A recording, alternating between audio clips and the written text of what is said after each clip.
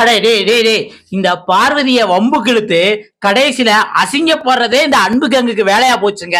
அப்படிதான் இப்படி ஒரு பிரச்சனை நடந்திருக்கு.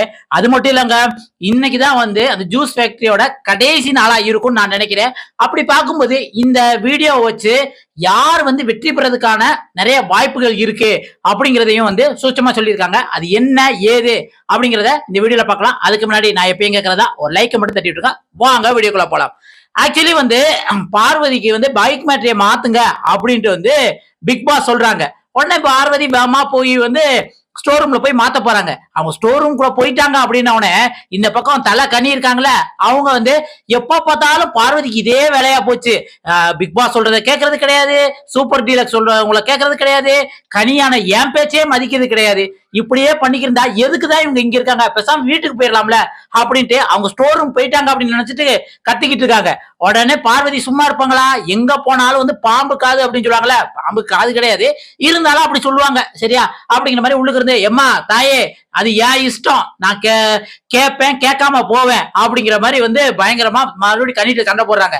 இதை கேட்டுட்டு கமருதீனும் கானா வினோத் இருக்காருல, ரெண்டு பேரும் வந்து உங்களுக்கு ரூல்ஸ்னா மத என்னன்னு தெரியுமா, என்னென்ன ரூல்ஸ் அப்படின்றது கமருதீன் வந்து அவரோட டோன்ல எக்ஸ்பிளைன் பண்றாரு. அது ஒண்ணு இருக்காது, இருந்தாலும் ஏதோ ஒரு கண்டென்ட் பேசணுமே அப்படின்னு கமருதீன் எக்ஸ்பிளைன் பண்றாரு கண்ணிட்ட.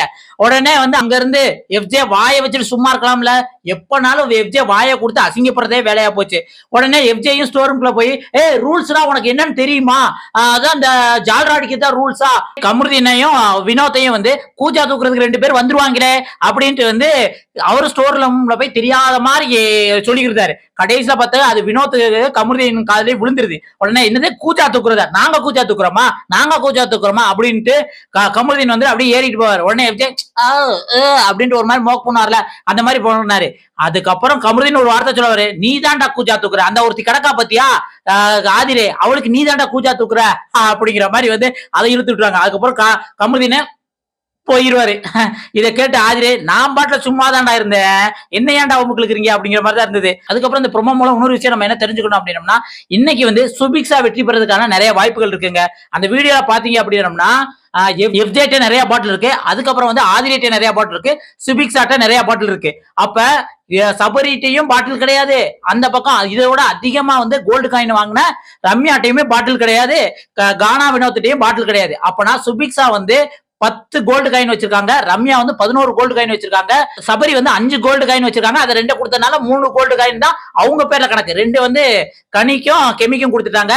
இது இல்லாம வந்து எஃப்ஜேட்ட நிறைய பாட்டில் இருக்கு. ஆனா எஃப்ஜே நேத்து வந்து ஜீரோங்கிறதுனால வந்து எந்த பாயிண்ட் இன்னும் வந்து அவங்க எடுக்கணும்னா கூட ஒரு 10-15 பாட்டில் இருந்தா தான் இந்த கேம்ல வின் பண்ண முடியும். ஆதிரை வந்து ஏற்கனவே வந்து 2 வாங்கியிருக்காங்க, நேத்து அவங்க ஜீரோனால அவங்களும் ஒரு 10-15 அந்த மாதிரி பாட்டில் எடுத்தா தான் கோல்டு காயின் வாங்கினா தான் வின் பண்ண முடியும். அவங்க மொத்தம் ரம்யா 11, சுபிக்ஷா 10 லீடிங்ல இருக்கிறதுனால, அதிக பாட்டில் சுபிக்ஷா வச்சிருக்கனால சுபிக்ஷாக்கு இன்னைக்கு வெற்றி பெற நிறைய வாய்ப்புகள் இருக்குங்க. அதனால வியானாவும் சுபிக்ஷா கிட்ட நல்லா பேசிட்டு இருக்காங்க. சொன்ன மாதிரி சுபிக்ஷா வெற்றி பெற்று வியானாவுக்கு தன்னோட ப்ரீ நாமினேஷன் பாஸை கொடுக்க போறாங்களா, இல்ல வந்து நேற்று நைட்டு பேசுற மாதிரி வந்து சூட்சமா பார்வதிக்கு வந்து கொடுக்கறதுக்கான நிறைய வாய்ப்புகளா இருக்குதா அப்படிங்கிறத பொறுத்து தான் பார்க்கணும். இதை பத்தி உங்களோட கருத்துக்கள் என்னங்கிறத கமெண்ட்ல சொல்லுங்க. அடுத்த ஒரு வீடியோல சந்திக்கலாம். நன்றி, வணக்கம் மக்களே.